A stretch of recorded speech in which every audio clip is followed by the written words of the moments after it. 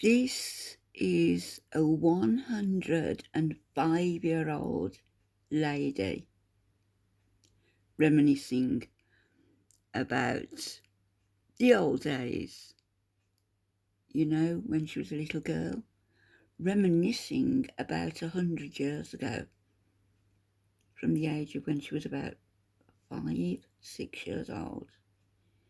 Imagine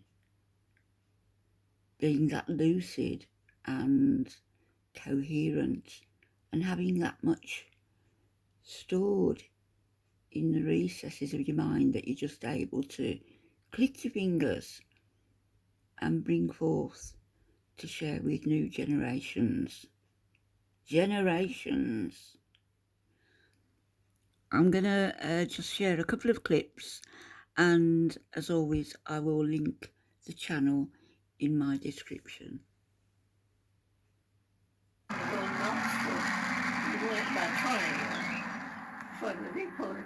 Transportation. There was a man that stayed there all the time through the day. You went in there to buy your ticket to take your ride to Knoxville. And they had benches in there that you sat on and waited. So Tennessee, I guess. For your train to come if you had arrived early. There was 2 passenger trains. 2 went west, 2 then went east each day. The depot was a busy piece of, lots went on there. The mail came by train. There was a car on the train called the baggage car, and the packages were in the baggage car, and any that were for Newmarket, there was a little wagon they had there, and a man that was responsible for getting the packages from the train to the depot, and then the small packages went to the post office for the carriers to deliver.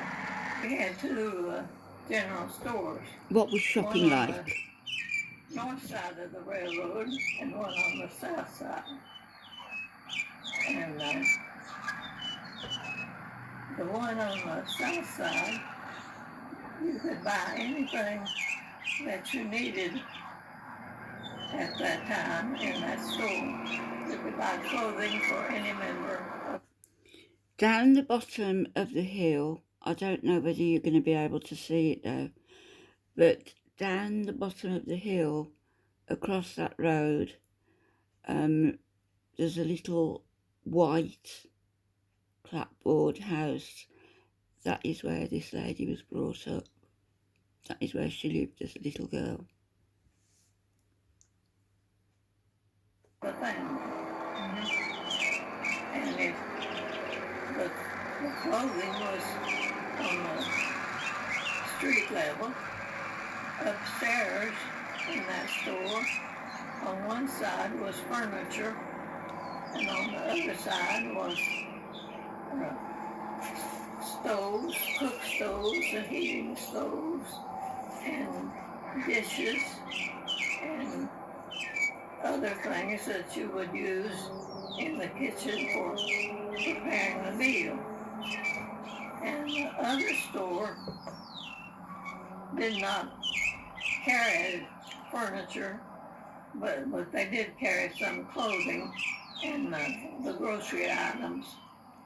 Another thing they carried after we got electricity was an ice box, I guess you'd call it ice box, that had ice cream in it. And it had 4 sections, and each section had a different flavor in it. It had vanilla and chocolate and cherry and strawberry. And you could, for a nickel, you could buy a cone of ice cream. And that was a real treat. But that store was the only one that carried that item. And upstairs in that store, two ladies had a millinery shop, and they sold hats.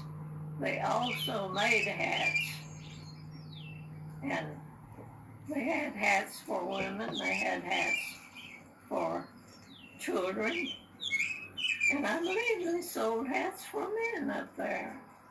I think so. And I like to go up there and look at the hats. Yeah, I would have liked that too. The store that carried all the items for the family clothing had other items, grocery items. You didn't have a lot of grocery items like we have now, but you could buy some things.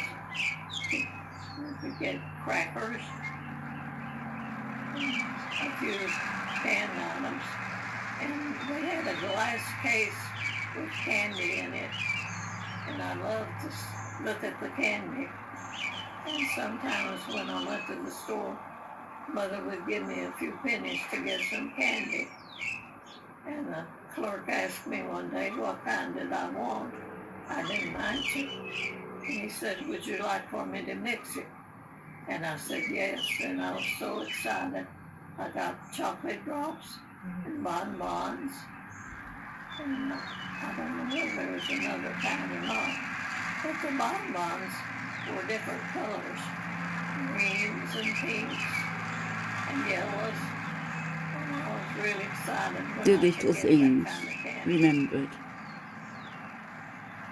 We lived just outside of town, and we had enough land that Dad kept 2 or 3 cows, so we had our dairy products, our own dairy products.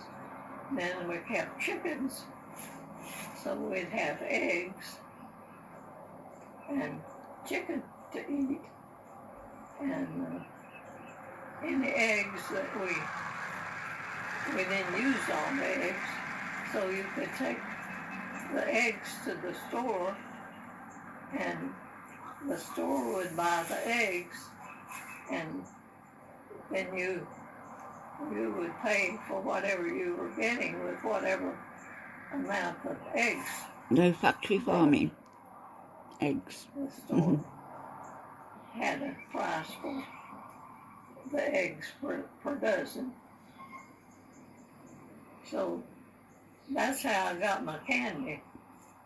Mother had a list for me to bring that she needed, and she said if there's anything left over, you can have candy. So she had that list fixed to a fine point, and there was always 2 or 3 pennies. But 2 or 3 pennies of candy then was like $1 worth now. What was school like? And I lived about a half a mile from school. Very noisy there, isn't I it? could walk to school.